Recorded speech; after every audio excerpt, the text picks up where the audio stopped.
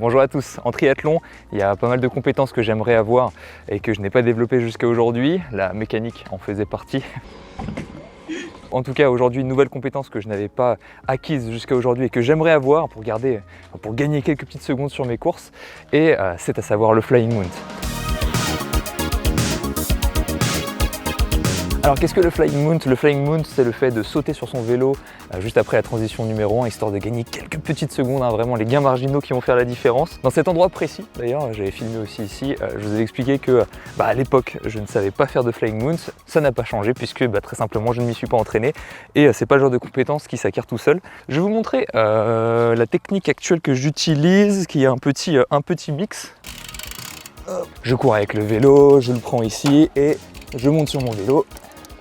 Et je continue, je redescends. Voilà, ça c'est ma technique actuelle. Maintenant, on va essayer de faire un petit peu mieux. Donc l'idée, c'est d'être ici et quand on avance... Oh,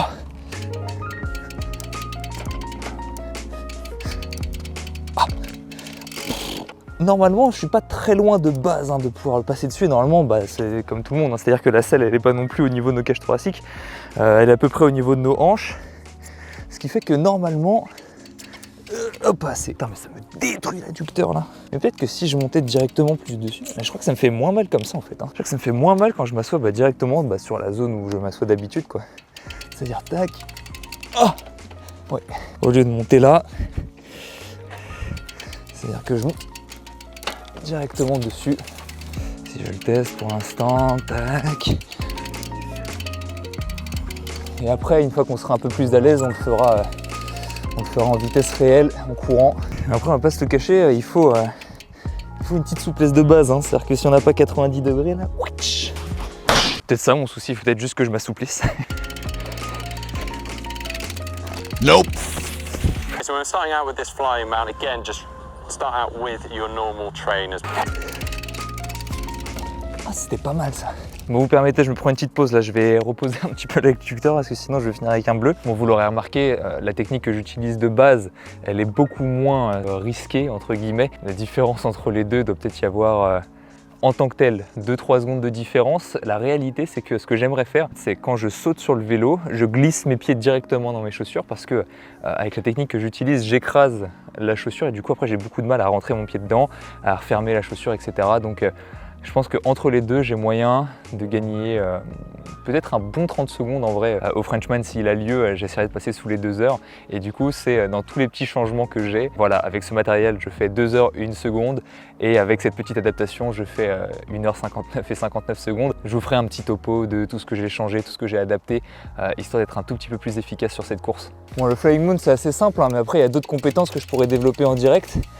Genre... le drag spinning.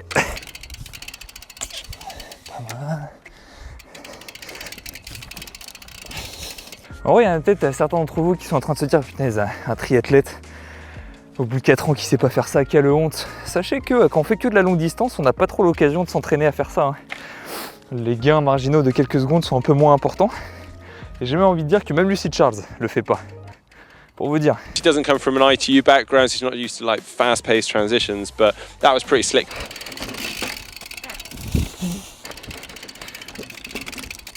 En vrai, je pense que là, c'est pas mal. Juste essayer d'y aller vite maintenant.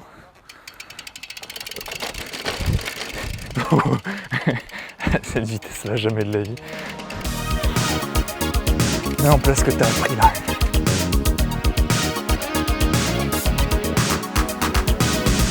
Faut que je me rende compte que j'ai pas besoin de sauter si haut en vrai.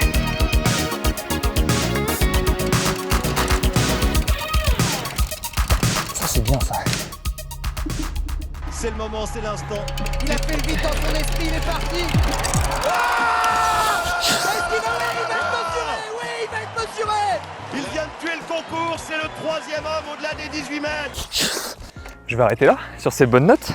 C'était pas mal les derniers là. Ça fait quasiment 1 heure qu'on est ici quand même. Donc là je vais arrêter, je vais pas prendre le risque de me blesser ni rien. Les derniers étaient bien suffisants pour moi et je pense que de toute manière ça ne pourra pas s'améliorer plus que ça aujourd'hui. Là maintenant il faut de la répétition, il faudrait que je m'entraîne chaque week-end. En tout cas ce n'était qu'un format pilote. Si jamais ça vous a plu, ou tout du moins si j'ai réussi à rendre ça intéressant, parce qu'un mec qui s'éclate l'adducteur pendant 1 heure, de base, c'est pas hyper drôle. Si je devais résumer la compétence d'aujourd'hui, quelles ont été les différentes étapes pour y accéder. Donc déjà de base, avoir une maniabilité du vélo acceptable, hein, ne pas avoir peur dès le moment où on est en équilibre sur une pédale, où on monte dessus, où on n'a pas les pieds sur les pédales, voilà ce genre de choses. Ensuite, ça a été de le faire à l'arrêt, dans un premier temps, checker un peu la souplesse, se rendre compte qu'en réalité, il n'y a même pas besoin de sauter pour monter sur la selle, il y a juste besoin de faire un 90 degrés grand écart. Et ensuite, c'était répétition. Je dirais se rendre compte que atterrir sur l'adducteur, en réalité, c'est pas ouf, il vaut mieux atterrir dans le creux de la hanche. On est plus stable, on a moins mal. Alors ça pourrait paraître bizarre, surtout pour les hommes qui m'écoutent, mais je vous jure que c'est vrai.